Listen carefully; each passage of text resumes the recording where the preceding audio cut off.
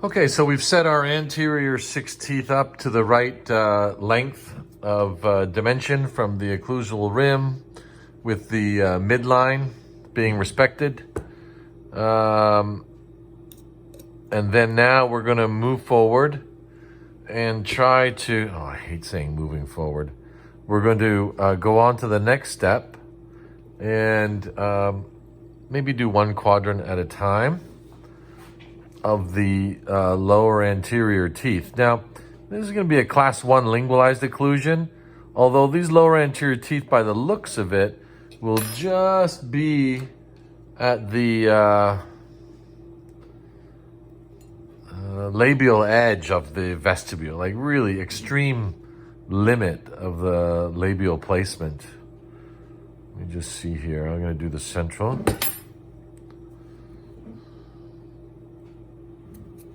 And just, it's going to be way out here, right on the edge of the, yeah,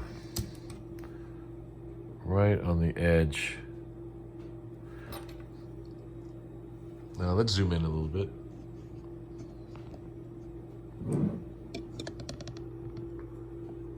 Hope we can see that okay. Right, the labial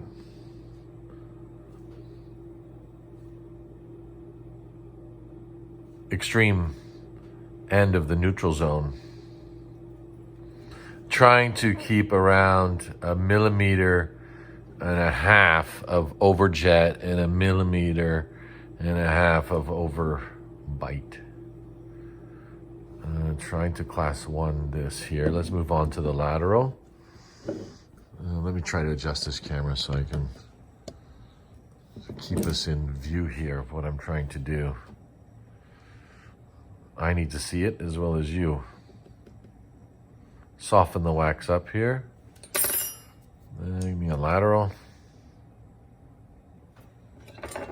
As you can see, I'm right at the end of the vestibule.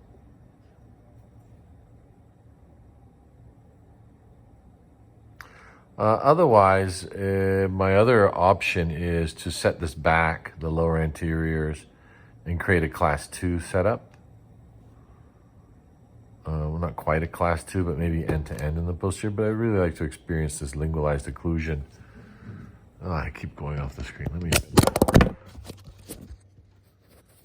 There we go. Let me get us in the right position. I apologize.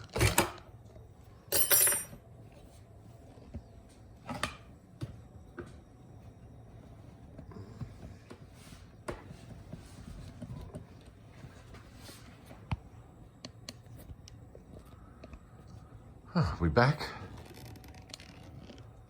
Are we back? That's better. Sorry, a lot of contraptions here.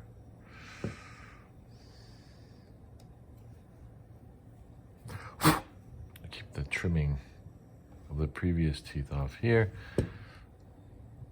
Yeah, 1.5 millimeters to 2 of overjet. It's going to be pretty extreme. The good thing is we'll stay away from the caps as well.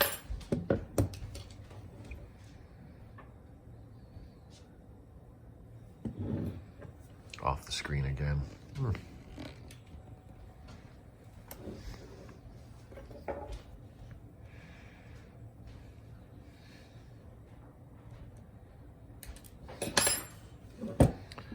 Yeah, batting 1,000 here. But you know what? Sometimes if we're losing composure as such, time to walk away. Come back fresh. Commit to finishing the setup. So I can hold you in this position here. I need to move that in slightly. And you can see from the occlusal view, I'm right at the edge of the vestibule here in the anterior section. In a little bit more.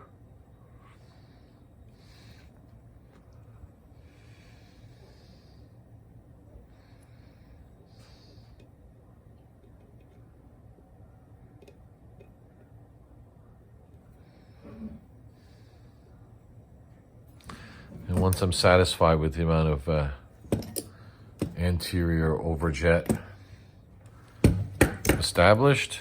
I'll move on to the other quadrant. This denture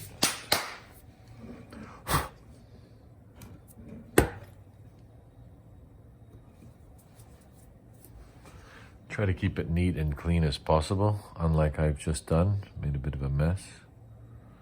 But you know what? I'm confident I'll clean it up. Keep my hands clean.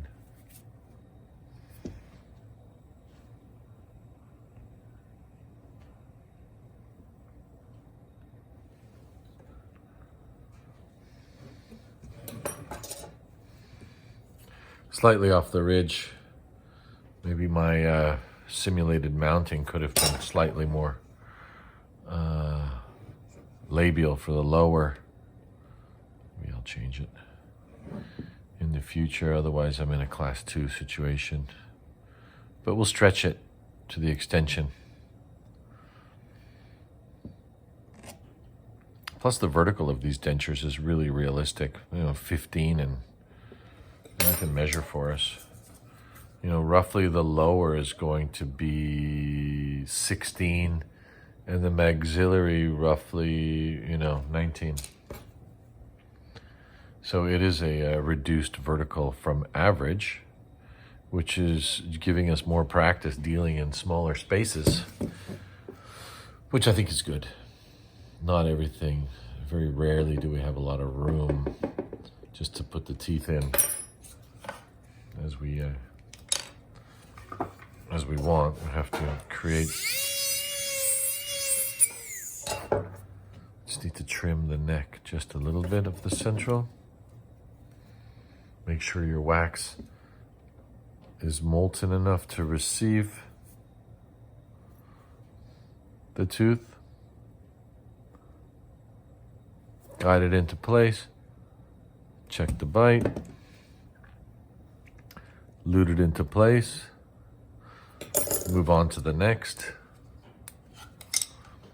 And we may make some small adjustments. Make some small adjustments after we have all 6 in place.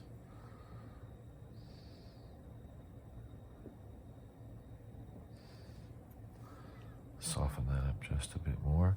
Keep the other ones kind of mobile, so to speak. Put the other lateral in place with the use of my finger and the spatula. Lute it into place. Check the occlusal view. Heat it up.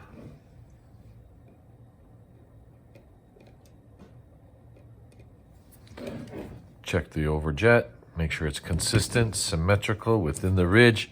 We're just at the extension of this lower. Maybe I might tip the necks in and keep the incisal edge where they are. That's really encroaching on the neutral zone slightly.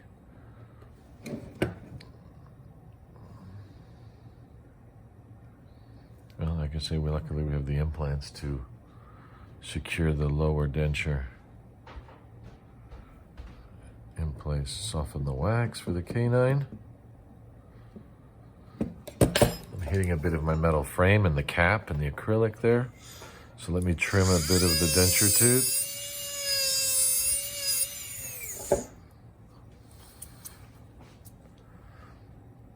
Now naturally you'd have the suction on where you are, but you wouldn't be able to hear me. But you know, it will sacrifice a little bit of tooth dust. So we have the upper review located at the labial contour of the occlusion rim, which is just inside the land area of the upper. The lower is right to the labial extreme limit of the land area. I'm going to move this canine in a little bit, reduce the overjet on number 3-3, keep symmetrical, tip the neck in to kind of make sure it's not too far out. Check again that my overjet is consistent. Maybe we zoom in a little bit. That my overjet is consistent. My overbite is consistent, which is not. Gonna lower these teeth just a touch. If they've gotten hard a little bit in the wax, we can soften the wax up, keep them. And I think to be proactive in your denture setup, things are kind of in motion a lot if we're going to be productive. Things are in motion, usually 6 or 8 at a time.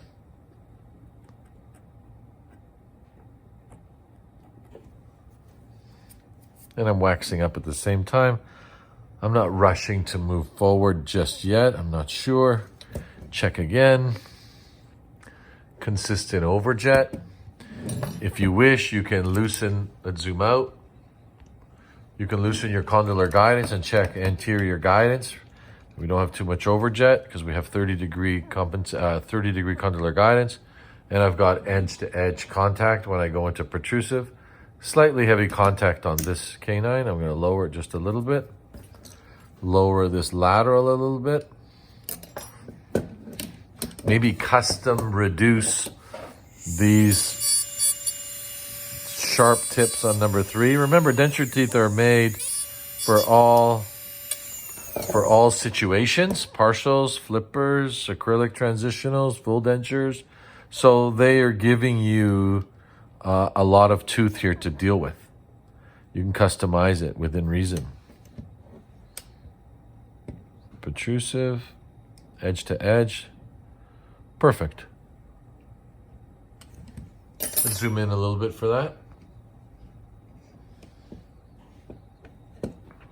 So there's centric relation. Going in protrusive movement. As they say in the Dent Supply manual, kiss and miss the anteriors. The centrals are on. There's no banging. It's a smooth protrusive movement, edge to edge. And now we're going to proceed with the posterior teeth.